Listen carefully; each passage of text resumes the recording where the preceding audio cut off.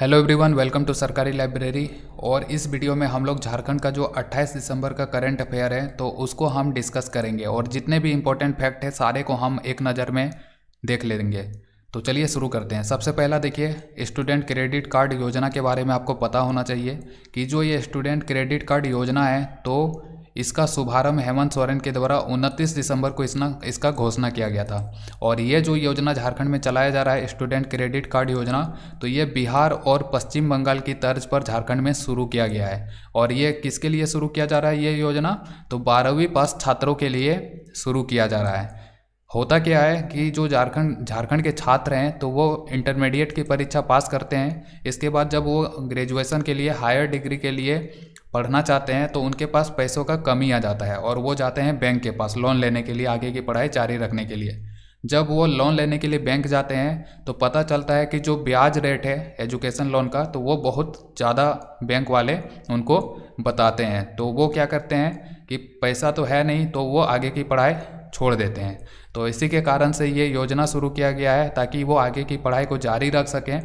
इसीलिए तो छात्रों को आगे की पढ़ाई जारी रखने के लिए बैंकों के द्वारा अब बहुत कम ब्याज दर पर ऋण उपलब्ध कराया जाएगा इस योजना के तहत। तो इससे क्या होगा? इससे जाहिर सी बात है साक्षरता दर में वृद्धि होगा, झारखंड में ज़्यादा लोग पढ़ेंगे और साथ ही 10वीं और 12वीं के बाद पढ़ाई छोड़ने से जो छात्र हैं जिनके पास पैसों का कमी है तो वो मजबूर नहीं होंगे पढ़ाई छोड़ने के लिए।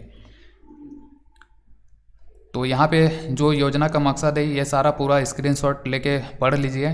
और इसी के दौरान जो मुख्यमंत्री हेमंत सोरेन है तो उन्होंने किसान पाठशाला का भी जिक्र किया और नया पर्यटन नीति आएगा तो उसके बारे में भी जिक्र किया और 1000 दिनों का पोषण अभियान के बारे में भी उन्होंने जिक्र किया था। तो यहाँ पे हम देख लेते हैं सबसे पहले बिहार और पश्चिम बंगाल में जो स्टूडेंट क्रेडिट कार्ड योजना शुरू किया जा रहा है तो उनमें क्या क्या फैसिलिटी है। तो बिहार में जो स्टूडेंट क्रेडिट कार्ड योजना चलाया जा रहा है उसमें 5 लाख तक का लोन दिया जाता है छात्रों को बहुत ही कम इंटरेस्ट रेट पे बैंकों के द्वारा। इसी तरह पश्चिम बंगाल में 10 लाख रुपया तक का लोन दिया जाता है आगे का पढ़ाई जारी रखने के लिए। इसके बाद देखिए ये जो नई पर्यटन नीति है, एक नया पर्यटन नीति आएगा तो उसके बारे में भी ये स्क्रीनशॉट लेके पढ़ लीजिए और जो हमारा वेबसाइट है वहाँ से पूरा डिटेल में पढ़ सकते हैं। ज़्यादा इंपॉर्टेंट है नहीं, लेकिन ये वाला जो है 1000 दिनों का पोषण अभियान ये मोस्ट इंपॉर्टेंट है। याद रखिए कि ये जो 1000 दिनों का पोषण अभियान शुरू किया गया है झारखंड में तो ये माताओं, किशोरियों और बच्चों के स्वास्थ्य में सुधार लाने के लिए कुपोषण के खिलाफ शुरू किया गया है। तो याद रखिए कि 1000 दिनों का जो पोषण महाअभियान झारखंड में शुरू किया गया है, ये जो महिलाएं हैं जो कि कुपोषित हो जाती है या जो किशोरी है तो कुपोषण का शिकार हो जाती है या जो छोटे बच्चे हैं तो वो भी खाना पीना सही से नहीं मिलेगा तो कुपोषित हो जाते हैं, तो उनका जो स्वास्थ्य है वो ज़्यादा बेहतर हो तो उसी के लिए ये योजना शुरू किया गया है 1000 दिनों का पोषण अभियान। अगला है किसान पाठशाला के बारे में कि झारखंड के कितने जिलों में किसान पाठशाला खोला जाएगा। तो ये 17 जिलों में खोला जाएगा और इसके लिए टोटल लागत जो है तो ये 40 करोड़ का आएगा। और पहले चरण में जो है 50 किसान पाठशाला खोलने का लक्ष्य रखा गया है सरकार के द्वारा। और किसानों को बिरसा मुंडा विश्वविद्यालय के जो वैज्ञानिक होंगे या जो विशेषज्ञ होंगे तो उन्हीं से आधुनिक खेती के लिए उनको प्रशिक्षण मिलेगा। और किसान पाठशाला के पास ही कुछ गांवों में जैविक खेती के आधार पे बिरसा किसान गांव का भी विकास किया जाएगा। तो ये किसान पाठशाला याद रखिए कि कितने जिलों में शुरू किया जा रहा है? 17 जिलों में शुरू किया जा रहा है। अगला देखिए, मुख्यमंत्री आमंत्रण कप फुटबॉल प्रतियोगिता की बालिका वर्ग की विजेता किस जिले की फुटबॉल टीम रही? तो ये जो है तो ये पूर्वी सिंहभूम की जो महिला फुटबॉल टीम था तो वही इसका विजेता रहा मुख्यमंत्री आमंत्रण कप फुटबॉल प्रतियोगिता का। तो याद रखिए कि मुख्यमंत्री आमंत्रण कप फुटबॉल प्रतियोगिता की बालिका वर्ग की जो विजेता रही ये पूर्वी सिंहभूम जिले की टीम रही। इसी तरह बालक वर्ग की बात करें तो बालक वर्ग में भी जो है पूर्वी सिंहभूम ही विजेता रहा था। अगला है झारखंड के मुख्यमंत्री हेमंत सोरेन ने खेल प्रतिभा को बढ़ावा देने के उद्देश्य से कौन सी योजना की शुरुआत की है? तो ये सहाय योजना है। तो याद रखिए कि सहाय योजना किस क्षेत्र से संबंधित है? खेल से संबंधित है।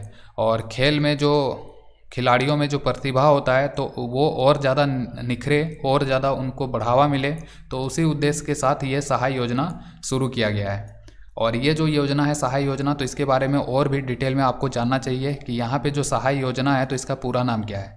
तो इसका पूरा नाम है sports action towards harnessing aspiration of youth. तो सहाय का फुल फॉर्म एग्जाम में पूछ लिया जाए कि सहाय का जो पूरा फुल फॉर्म है वो क्या है, तो यहाँ देख सकते हैं पूरा स्क्रीन पे है, sports action towards harnessing aspiration of youth इसका पूरा नाम है। और ये नक्सल प्रभावित जिलों के नक्सल प्रभावित जो ज़िले हैं झारखंड के, तो उनमें ये योजना शुरू किया गया है 15 दिसंबर को। और इसका उद्घाटन जो है कहाँ से किया गया था, तो इसका उद्घाटन चाईबासा से किया गया था। चाईबासा का जो एसोसिएशन ग्राउंड है तो वहीं पे प्रमंड स्तरीय आपके अधिकार आपकी सरकार आपके द्वार, ये द्वारा नहीं है आपके द्वार है, ठीक है। तो ये जो प्रमंडल स्तर पे आपके अधिकार आपकी सरकार आपके द्वार कार्यक्रम जो आयोजित किया गया था, तो उसी के दौरान इसके बारे में घोषणा किया गया था सरकार के द्वारा।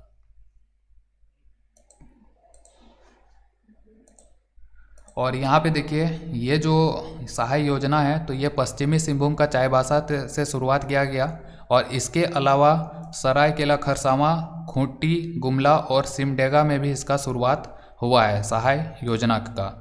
और इस योजना के तहत सरकार जो है तो उसके द्वारा 2 से 10 हज़ार रुपये तक का प्रोत्साहन राशि दिया जाएगा।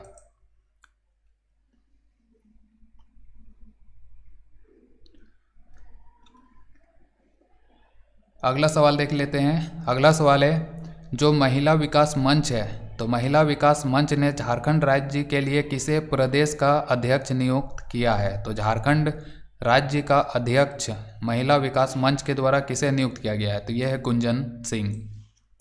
अगला सवाल है 26 दिसंबर को दिल्ली में आर्य प्रादेशिक प्रतिनिधि सभा के अध्यक्ष किसे चुना गया, तो यह है पद्मश्री डॉक्टर पूनम सूरी, ठीक है। तो ये पद्मश्री डॉक्टर पूनम सूरी जो है तो ये वर्तमान में झारखंड का डीएवी कॉलेज मैनेजिंग कमेटी की अध्यक्ष है, ठीक है। तो इन्हीं को जो है ये दिल्ली में प्रादेशिक प्रतिनिधि सभा का अध्यक्ष चुना गया है। अगला एक स्टैटिक क्वेश्चन देख लेते हैं। पांडु पुंडिंग जलप्रपात किस जिले में स्थित है, तो ये न्यूज़पेपर में था, तो याद रखिए कि पांडु पुंडिंग जलप्रपात जो है तो ये खूंटी जिला के तोरपा प्रखंड में स्थित है। और ये जो जलप्रपात है जो आपका पश्चिमी सिंहभूम जिला है और जो खूंटी जिला है, तो दोनों का जो बाउंड्री है तो उसी के सीमा के पास में है ये पांडु पुंडिंग जलप्रपात। अगला है झारखंड का कौन सा छात्र है जिसको कि वर्ष 2021 का चाइल्ड प्रोडिजी अवार्ड मिला है, तो ये कौन है, तो ये है प्रज्ञांश श्रीवास्तव। ये जो प्रज्ञांश श्रीवास्तव है ये संत जेवियर स्कूल डोरंडा कक्षा 2 के छात्र हैं। और पूरे भारत से जो है इस अवार्ड के लिए चाइल्ड प्रोडिजी अवार्ड के लिए 100 बच्चों का चयन हुआ है, जिनमें से झारखंड के 7 वर्षीय छात्र प्रज्ञांश भी शामिल है। और ये कक्षा 2 यानी कि क्लास 2 के छात्र हैं। कौन से स्कूल में है, संत जेवियर स्कूल डोरंडा में। स्कूल वगैरह इंपॉर्टेंट नहीं है, बस याद रखिए कि झारखंड के जो प्रज्ञांश श्रीवास्तव हैं तो इनको 2021 का चाइल्ड प्रोडिजी अवार्ड से सम्मानित किया गया है।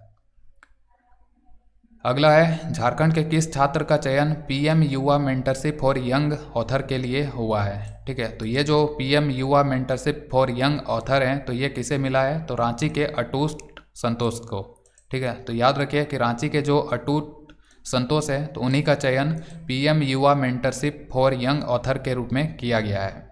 और इस पीएम युवा मेंटरशिप फॉर यंग ऑथर के रूप में 25 युवा लेखकों को चुना गया था, जिनमें से जो संत जेवियर कॉलेज के बीए के छात्र हैं ये अटूट संतोष, तो उनका चयन हुआ है। और उन्हें जो है 3 लाख रुपया का राशि मिला है ताकि उनका जो लेखन का जो प्रतिभा है वो और ज़्यादा विकसित हो और ज़्यादा निखरे, तो इसीलिए। और साथ ही 6 महीने का मेंटरशिप भी मिला है उनको। अगला है झारखंड के खिलाड़ी पूजा मुंडा किस खेल से संबंधित है, तो ये जो पूजा मुंडा है तो झारखंड की खिलाड़ी है, कौन सा खेल से संबंधित है, कबड्डी से।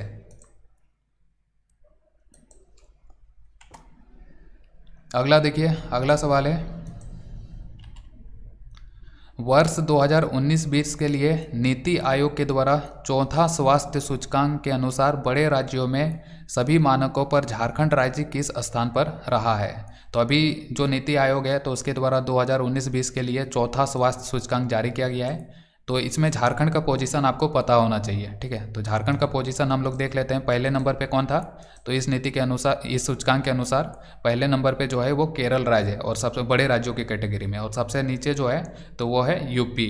तो हमारा जो राज्य है झारखंड, तो वो कौन सा नंबर पे है, जो ये स्वास्थ्य सूचकांक है, चौथा स्वास्थ्य सूचकांक, उसमें तो झारखंड जो है तो इस सूचकांक में 13वें स्थान पे है और इसका जो स्कोर है ये 47.55 है, ठीक है। इसी तरह बिहार का भी याद रख लीजिए कि बिहार जो है इस लिस्ट में 18वें नंबर पे और इसका जो स्कोर 31.00 है।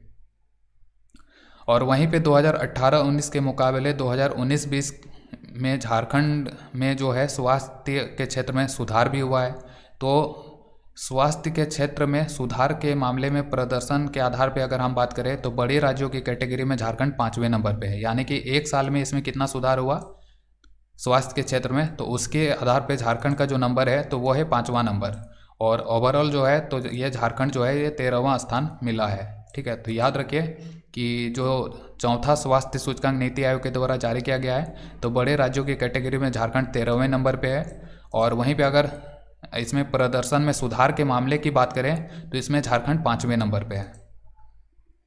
अगला है 16वां इंटरनेशनल कराटे कप प्रतियोगिता में झारखंड के खिलाड़ियों ने कुल कितना स्वर्ण पदक जीता, ठीक है।